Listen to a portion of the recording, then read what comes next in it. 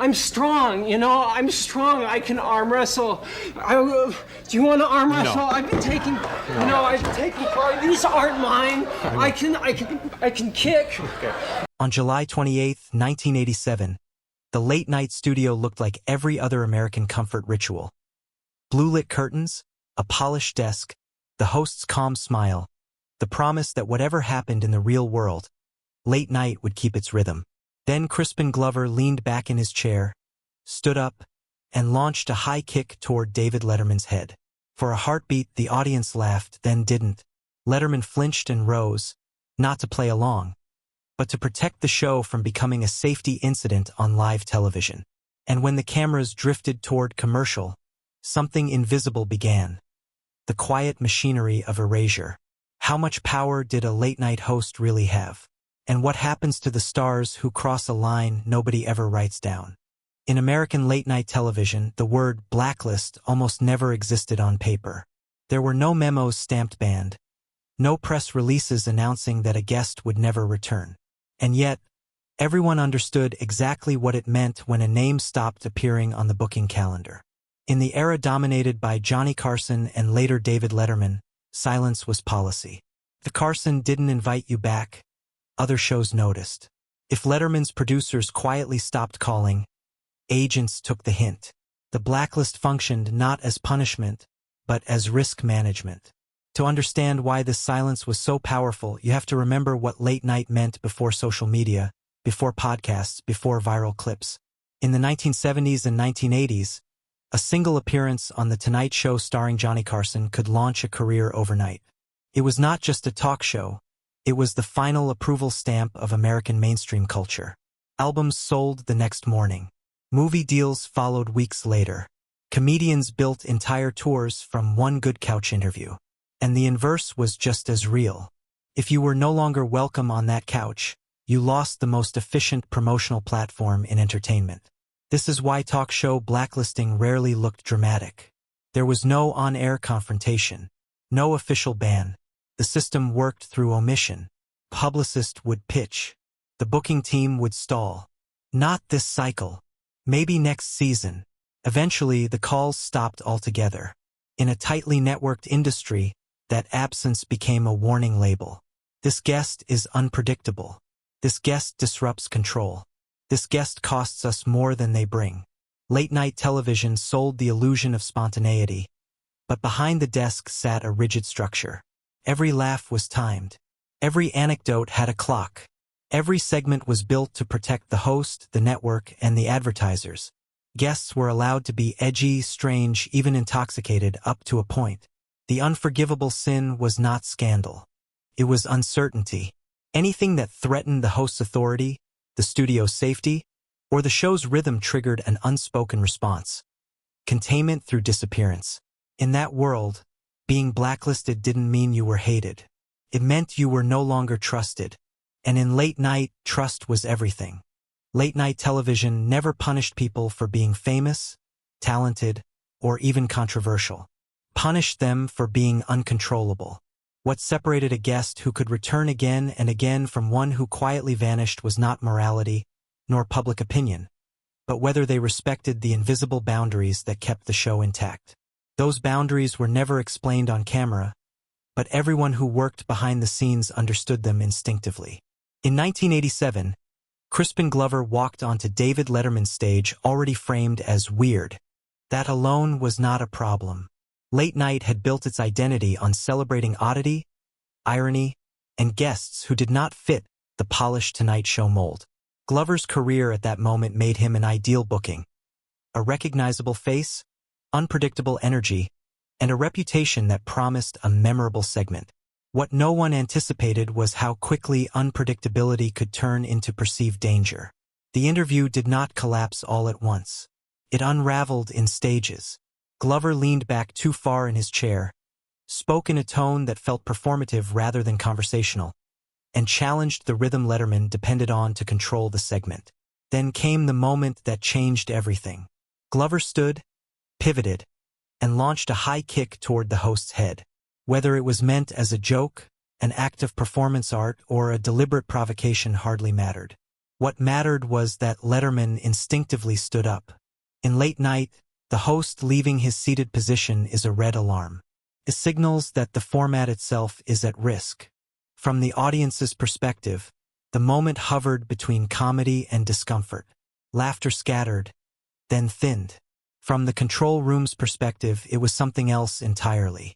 Live television is governed by safety protocols, advertiser assurances, and legal exposure. A guest who appears physically threatening, even symbolically, becomes a liability. That single movement reframed Glover not as eccentric, but as unsafe. And once a guest is categorized that way, the system responds automatically, not with confrontation but with distance. After that night, there was no public statement, no explanation. Glover was simply not invited back. Over time, the absence hardened into reputation. Agents learned that booking him on high-control platforms carried risk. The industry did not need to agree on whether his act was intentional. It only needed to agree that it disrupted the host's authority. In talk show culture, challenging authority on camera is the fastest way to lose access forever. 7 years earlier, a very different kind of disruption played out on Johnny Carson's Tonight Show. Truman Capote did not threaten anyone physically. He barely threatened the format verbally. The danger he represented was subtler, and in some ways more damaging. Capote arrived impaired by alcohol, by medication, by exhaustion, or by some combination of all three. He struggled to finish sentences. His responses drifted, collapsed, and failed to land. Carson did what seasoned hosts are trained to do in emergencies. He simplified questions, shortened exchanges, and tried to protect both the guest and the show.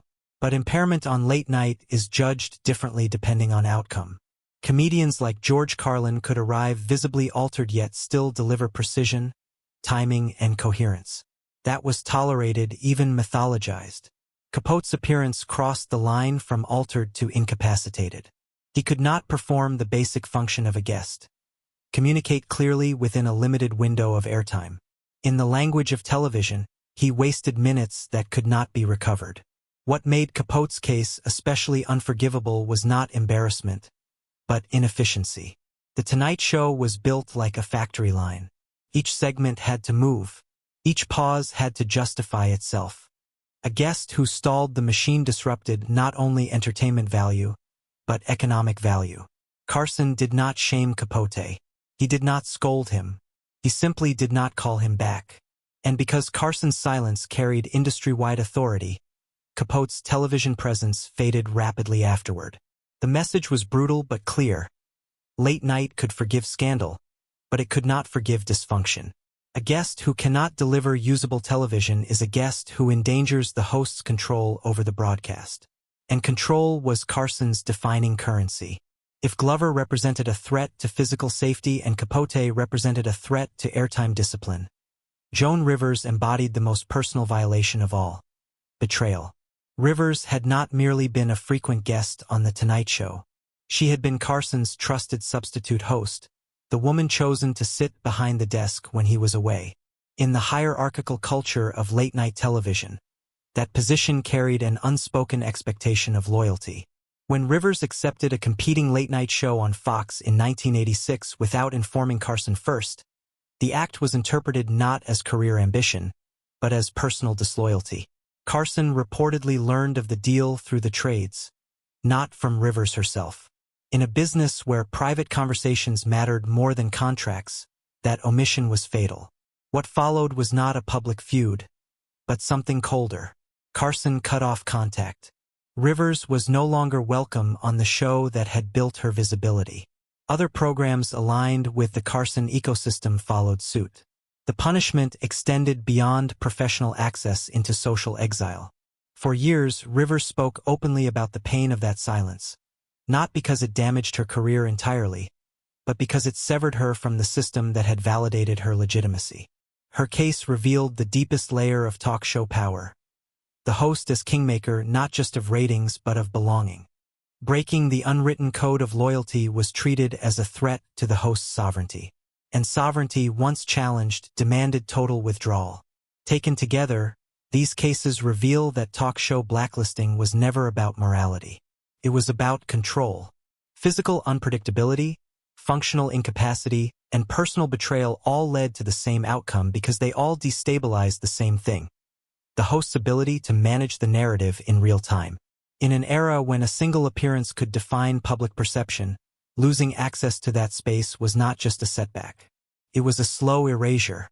To understand why blacklisting worked so efficiently, you have to understand the difference between hosts, not as personalities but as centers of power. In the late 20th century, late-night television did not operate as a neutral platform. It operated as a hierarchy, and the host sat at its peak. Under Johnny Carson, power was absolute.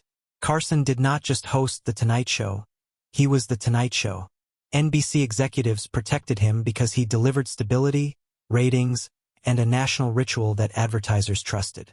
When Carson decided a guest was no longer welcome, the decision did not need to be announced. Agents understood that pushing back was pointless. Other shows followed his lead, not out of fear, but out of alignment. In Carson's era, there was one couch that mattered most. Being absent from it meant losing relevance in real time. Carson's authority also shaped the rules. He tolerated sharp edges, biting humor, and even intoxication, so long as the guest remained functional and deferential. The line was crossed not by scandal, but by disruption. A guest who embarrassed themselves could be forgiven. A guest who embarrassed the show could not. Carson's power was quiet, paternal, and devastating precisely because it did not need enforcement. Silence did the work. When David Letterman rose to prominence in the 1980s, the surface tone of late night changed. Letterman cultivated irony, awkwardness, and guests who felt anti-establishment. His show thrived on discomfort, up to a point. The difference was not that Letterman was less powerful, but that his power operated differently. He allowed weirdness, but only if it remained theatrical. Once weirdness crossed into unpredictability, the tolerance vanished. This distinction explains why Crispin Glover's kick mattered so much. On Letterman's stage, eccentricity was welcome. Physical risk was not. Letterman's authority depended on maintaining the illusion that chaos was curated. When that illusion broke, the response mirrored Carson's. Withdrawal, not confrontation. Different style, same mechanism. By the time late night entered the 21st century, the structure began to weaken. Fragmented audiences, cable competition, and eventually social media reduced the monopoly hosts once held over cultural visibility. A guest band from one show could still speak directly to fans online, appear on podcasts, or reframe their narrative through alternative platforms. The blacklist lost some of its sting, but it never disappeared entirely. Modern cancel culture operates faster and louder, but often with less lasting control. Outrage burns hot and short. In contrast, the old late-night blacklist was slow, quiet, and durable. It did not destroy reputations overnight. It starved them of oxygen over years. This raises a crucial question. Would Carson's silence still work today? Probably not in the same way. But in his era, when television was centralized and access was scarce, a single host's judgment could reshape an entire career trajectory. Letterman inherited part of that power, even as he reshaped its tone. And together, they defined an unwritten system where access was conditional, loyalty was enforced, and the ultimate punishment was not humiliation but absence. The most misunderstood aspect of talk show blacklisting is its aftermath. Contrary to popular belief, being quietly erased from late night did not always end a career overnight. In many cases, it prolonged something worse.